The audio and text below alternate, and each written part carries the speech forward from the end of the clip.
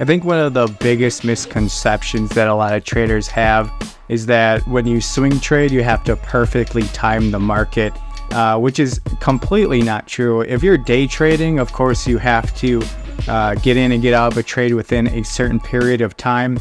Swing trading is trading patterns, and if you allow yourself to have the freedom of not necessarily a certain amount of days or weeks or potentially even months, you are allowing yourself to really have a winning strategy because you're not completely selling out within a certain amount of time. And that is what I want to bring up today, because we have what is an awesome trade setup right now. This right here is NASDAQ. It is the triple Qs. I want to bring it up first because we're going to actually be talking about the TQQQ, which is a triple leveraged ETF of QQQ, right? So as of right now, the only thing I have up right here is the HA market bias indicator. This thing is amazing on larger time frames and is perfect for swing trading. So it works really well on the daily, the weekly, and the monthly, okay? So we talked about how reliable, very recently, how reliable this works as far as a support and resistance line. You can see that on the S&P 500, the NASDAQ, and a lot of different tickers. I mean, you look at Meta, you go to Apple, this thing is working phenomenally. And so we talked about how this was going to come down and revert back to the mean, right, which is the HA market bias indicator. And a bounce off of the indicator is exactly what we were looking for. We drew that up. Actually, on the S&P 500, we drew a line that went up and down, and then right around somewhere. Well, let's just bring it up real quick. I'll bring that up. The S&P 500, we drew it to about here. And then in, I believe it was either a video or two ago, so go look at it. It's either the last video or the video before, if I remember correctly. I drew a line. Let me see if it's still up. I don't know if it's still up. I got rid of it. Unfortunate. But anyways, I drew a line something like this. And then now actually it was more kind of like out more like that. And I said, I'm not going to draw a line past that because I don't know whether or not this is going to fail and come back down, or if it was going to retest and blast right through this market bias indicator. As of right now, it is blasted through the market bias indicator on a lot of the markets. And so let me get rid of that real quick. And so as you can see, we have a very clear trend line here. So I'm just going to draw this real quick. And we are at the top. We are at the top of this trend line. So there is our resistances. Here is our support. And so it is very possible that, oh my goodness, what is happening here today? It's Friday. That's what's happening. It's Friday. There we go. Now let me draw this line. Now, it is very likely to come back down. Now, a lower low or something around here and bounce off of that market bias indicator is going to be very important on which one it does, because if we get a higher low, we are very likely to either see a higher high like that, or let's get rid of that. Let's get rid of that. There we go. We got it figured out. There we go. Let's bring this back up. Or if we get a higher low, we could see some consolidation where you kind of see that inverse head and shoulders. And then a breakthrough of this trend line right here would be something that's that would be huge, right, as far as going long. So I wanted to bring up TQQQ because we have a couple of things going on right now. So let me lay this out. Now, first of all, we have a little bit of a support right here. And we also have a support right here, okay? Because there is this right here you can see. I'm going to zoom out here real quick. You can see there's some consolidation here. Right here, this acted previously as a resistance, and then before as a resistance as well. Resistance right here, and a little bit of consolidation right here. So there is some price action right here, and it continued to remain true, right? So you can also see this as a bit of an uptrend this way, right? It all depends on how you look at it. And that's where you have to kind of see the bull side versus the bear side. It's very, very important. Now, one thing I want to bring up, and let me see if I can find it real quick for you.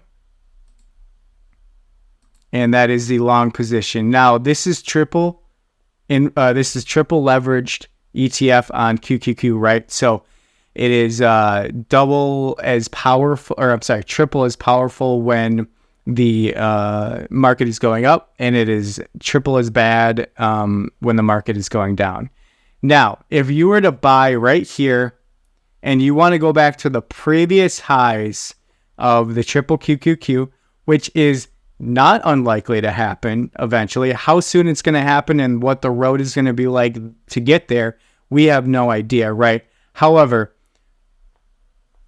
unless some really bad things happen, eventually we're going to get back to previous all-time highs. That's just what the market does. Right now it's at 37.91, 37.58 to be exact. Let's go back to previous highs, which is right there.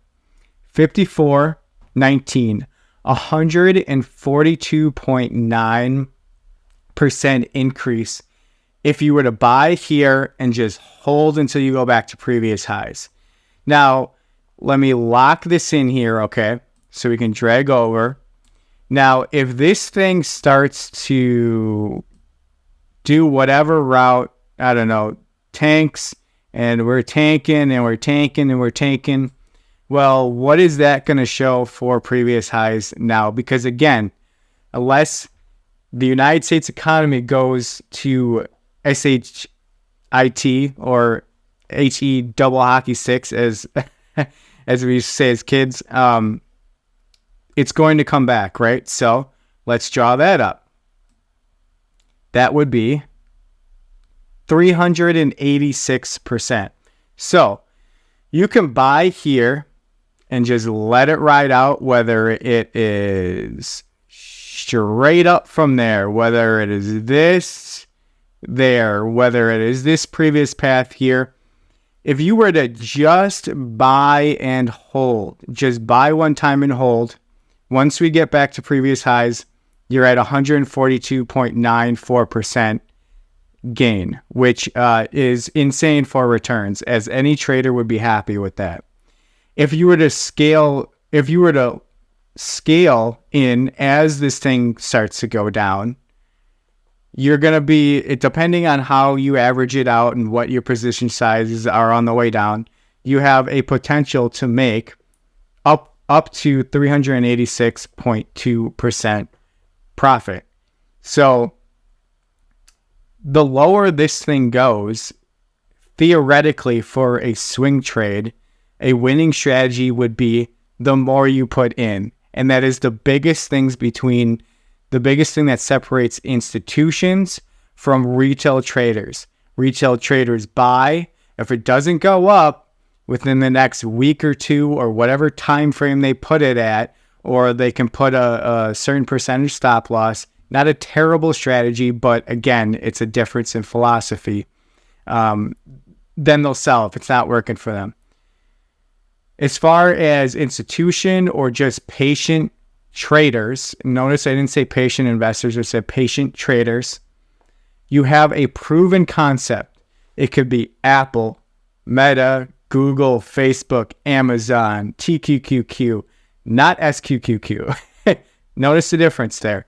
You name it, a blue chip, Costco, Walmart, Home Depot. Now, of course, you have to be careful and things can change, but by and large, Microsoft, another one, by and large, these are stocks that go back up. This right here, what we have right here right now, is a huge opportunity. When the market was doing this, let's go back to the S&P 500 just real quick. because it just shows it a little bit more, but it's necessarily the same thing. When the market was doing this, things were getting overpriced. You bought here. Okay, now you're in the red for the next year or so, right?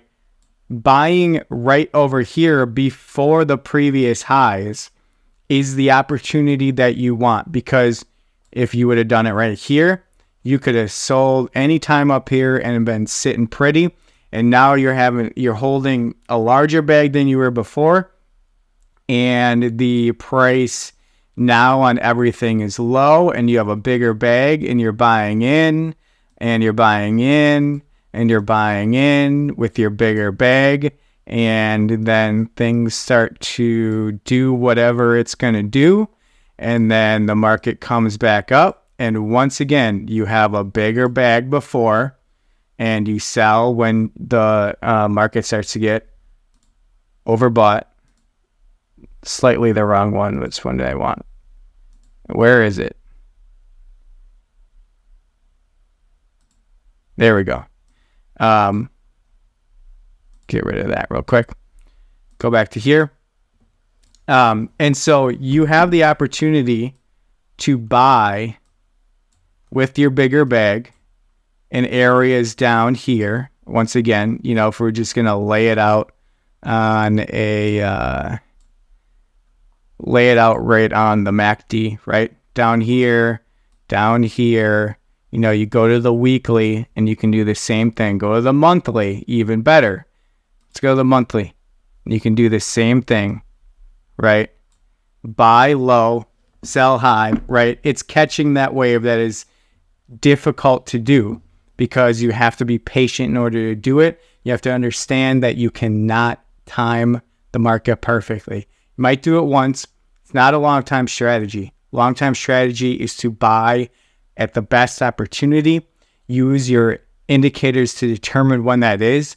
Use your higher highs, your lower highs, your lower lows, your lower highs to determine the condition and the direction of the market, and then start buying. Interest rates are near the end of being risen, if they even are going to rise anymore.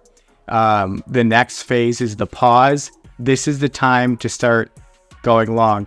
Now remember, I am not saying that the market isn't necessarily going to hit a lower low on the weekly, daily, hourly, monthly, whatever.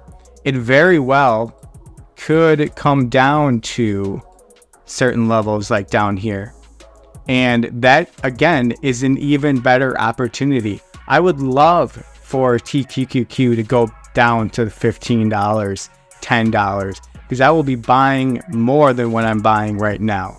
Okay, so have a time frame, sure, but don't throw all your eggs in one basket on the time frame. The time frame is an outlook. If you're playing more speculative things like growth stocks, things like that, yeah, you got to be a little bit more sensitive to those because they could go to zero. Look at Tattoo Chef, right? Went to zero. So that's all I got for you. I appreciate you watching all my content. Just do me a favor, hit the like button. It's the easiest way to help out the channel. Do yourself a favor and just hit the subscribe button and the notification bell so you can track all of these, okay? Because we're going to track TQQQ right now. Let me just pull it up right now. We're going to track this guy. It is at 37.58. I'm recommending that people look into buying it. Of course, do your own research, your own due diligence. This is not financial advice, but we're going to track it. And until next time, have a good one. Thanks.